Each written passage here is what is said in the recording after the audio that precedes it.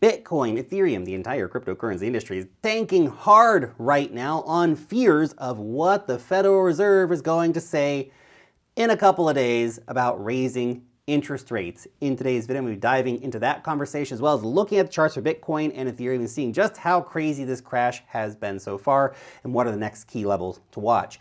My name's Lark. I make videos on investing. If you like that topic, make sure to subscribe to the channel. Of course, leave a thumbs up on this button if you do appreciate this kind of content. Now let's go ahead and get into it. Seeing the kind of price action that you see today makes you feel like, can someone just get the Bitcoin manager on the phone already? It's getting kind of ridiculous, man. What's going on in these crazy markets, I tell you. Anyway, we have the Federal Reserve meeting coming up on the 20th of the month. So the markets currently are expecting a 0.75% increase to rates or 75 basis point increase to rates. If this happens, then markets could actually breathe a sigh of relief because they go, well, we expected that to an extent was already priced in. Federal Reserve kind of keeping on pace with what it's been doing already. No big surprise here. Now, in the highly unlikely event that we get a 0.5% or a 50 basis point increase, I think in that situation, markets are going to rejoice and go, wow, let's all get super bullish, pump it up, boom. Not the most likely scenario.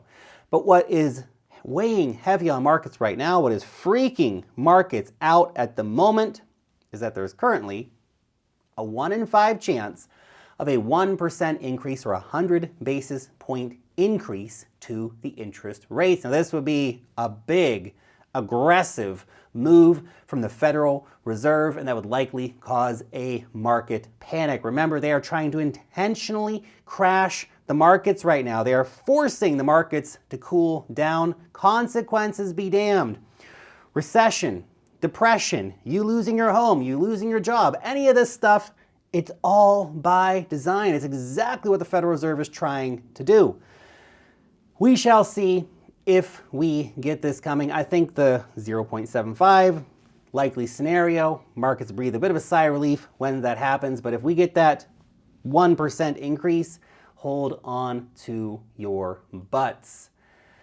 We also have Goldman Sachs coming out saying that the stock market will fall another 26% if the Federal Reserve sparks a recession in its fight against inflation. So basically, if the Fed is too aggressive, if they push rate hikes too fast, too hard, it's going to cause some bad crap to happen in the economy. And look, if stock markets go down another 26%, we are looking at some unbelievable pain for the cryptocurrency markets. Some of those fantasy low prices could indeed come to fruition. So we'll keep an eye on how all this plays out over the next few days, of course.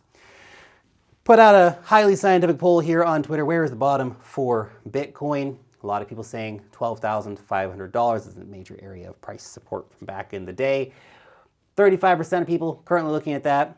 Only around 21% of people saying, well, 17,700, which is the low for the year in 2022, right? Maybe we bounce off that, we get a double bottom, and, you know, Bob's your uncle, Fanny's your aunt, markets go a-pumping.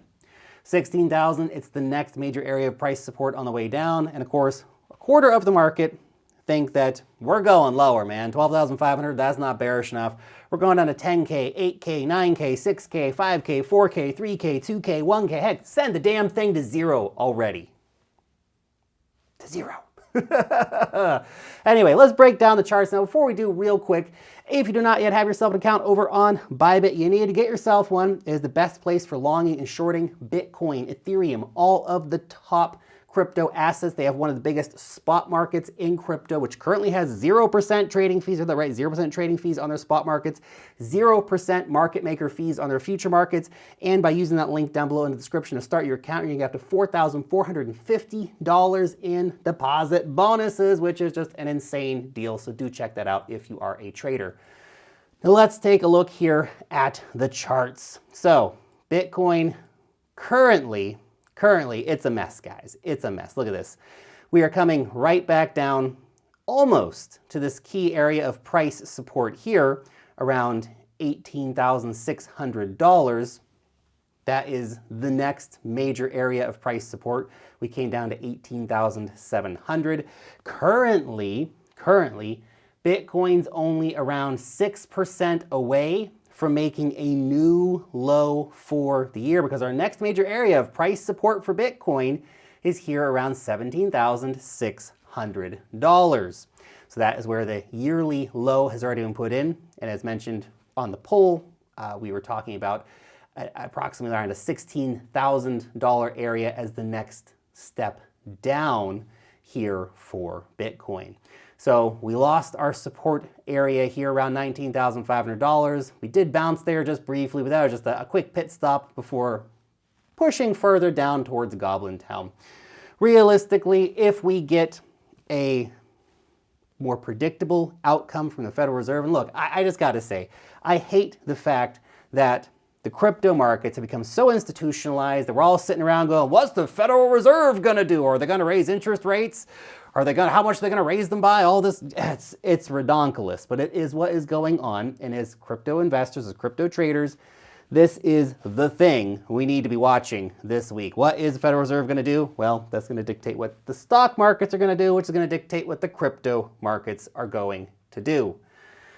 But right now, not looking super awesome. We are on a razor's edge at the moment, and new yearly lows are not far away. Now, if we did bounce here, if that was it, we bounced here, that could be a scenario where we start building back up, right? Maybe we come back up to retest the 50-day exponential moving average around $21,000. You can see all these rallies have just been failing at the 50-day exponential moving average. A lot of them have got over it just briefly and continue to be hammered down. That's kind of been the pattern that we've been seeing here for these Bitcoin rallies, where we just get a bit over the 50-day EMA and then get smashed back down, unfortunately. So we'll see if this Federal Reserve announcement is in line with the expectations of the market. If so, we get a bit of a relief here, aiming, of course, up to that 50-day exponential moving average, which would line up with a pretty key area, of course, of price resistance back here around $21,000 to